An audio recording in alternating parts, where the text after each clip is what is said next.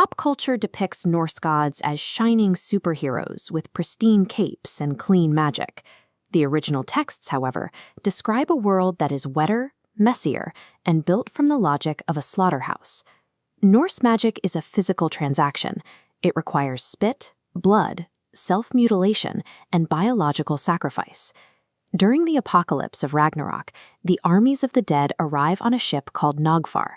This vessel is constructed entirely from the unclipped fingernails and toenails of human corpses. To bind the monstrous wolf Fenrir, the gods forge the chain Gleipnir from fish breath, bird spit, and the beards of women. This list of impossible, non-existent ingredients suggests that containing supreme physical chaos requires materials that defy the laws of the physical universe.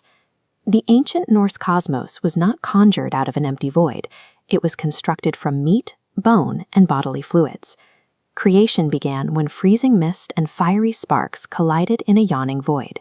This produced a primordial ooze that birthed Ymir, a gargantuan hermaphroditic giant. While Ymir slept, he sweat out a man and a woman from his left armpit, while his legs conceived a six-headed son. Ymir sustained himself on the milk of Odumbla, a cosmic cow. As she licked salty rhinestones for nourishment, her tongue carved the first god, Buri, out of the ice over the course of 3 days. As the gods grew in number, they ambushed and slaughtered Ymir. The volume of blood pouring from his wounds created a massive flood, drowning almost the entire race of giants. The gods dragged Ymir's body to the center of the void and drained his blood to fill the basins of the oceans. They laid his flesh across the abyss to form the earth. They shattered Ymir's heavy bones to create mountain ranges and used his splintered teeth and jaw fragments to form boulders and gravel. The gods hoisted Ymir's hollowed-out skull high above the earth to serve as the sky, then tossed his brain matter into the wind to drift as clouds. To walk across the landscape in the Viking Age was to step over the repurposed remains of a slaughtered monster. New life emerged from this decomposition. The race of dwarves began as literal maggots squirming through Ymir's rotting flesh, before the gods granted them human intelligence and form. The gods themselves were subject to a fluid and often grotesque biology, exemplified by the trickster Loki. He treated his own anatomy as a mutable tool to subvert the natural order. To distract a giant stallion, Loki shapeshifted into a mare. He was physically impregnated by the horse and personally gave birth to the 8-legged steed Sleipnir. A wincing, slightly pained tone, Loki also engaged in a screeching tug-of-war with a goat by tying a rope between the animal's beard and his own testicles, a bizarre act of physical humiliation intended solely to make an angry giantess laugh. This anatomical duality defines Loki's daughter, Hel. She presides over the underworld with a body split down the middle, one half living pink flesh, the other a rotting greenish-black corpse.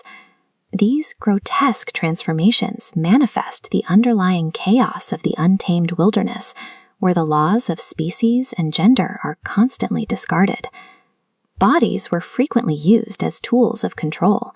Thor, the god of thunder, was forced to dress in bridal linen and a veil to infiltrate a giant's keep, sacrificing his masculine dignity to recover his stolen hammer. For Loki, the gods reserved a punishment that reveals the violent, retaliatory nature of divine justice. In a dark cavern, the gods transformed one of Loki's sons into a wolf, which then tore his other son, Narfi, to pieces. The gods extracted Narfi's fresh intestines and used them to strap Loki to 3 sharp stones. Once knotted, the entrails magically hardened into iron chains. A snake placed above Loki drips burning venom onto his face. Loki convulses in such agony that his thrashing causes the earth to tremble. This was the Norse explanation for earthquakes. The gods enforce cosmic order through anatomical horror. Their divine law is upheld not through moral debate, but through visceral physical pain. These myths rely on macrocosm-microcosm symmetry, the belief that the structures of the human body mirror the structures of the universe itself. This conceptual framework bridged the gap between the fragile human form and the indifferent void. The Scandinavian landscape was defined by brutal survival conditions and lethal natural elements. To the Norse, the world was a dangerous, infinite wilderness. By visualizing a jutting peak as the protruding bone of a dead giant, the Norse projected a vulnerable, biological body onto the infinite universe. A world made of flesh is a world that can be tamed. Norse gods are inherently messy, bleeding entities. They lose eyes, sacrifice limbs, and suffer agonizing pain. Their divinity is defined by physical vulnerability.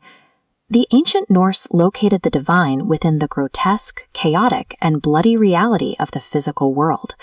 Meaning was found in the visceral struggle to survive.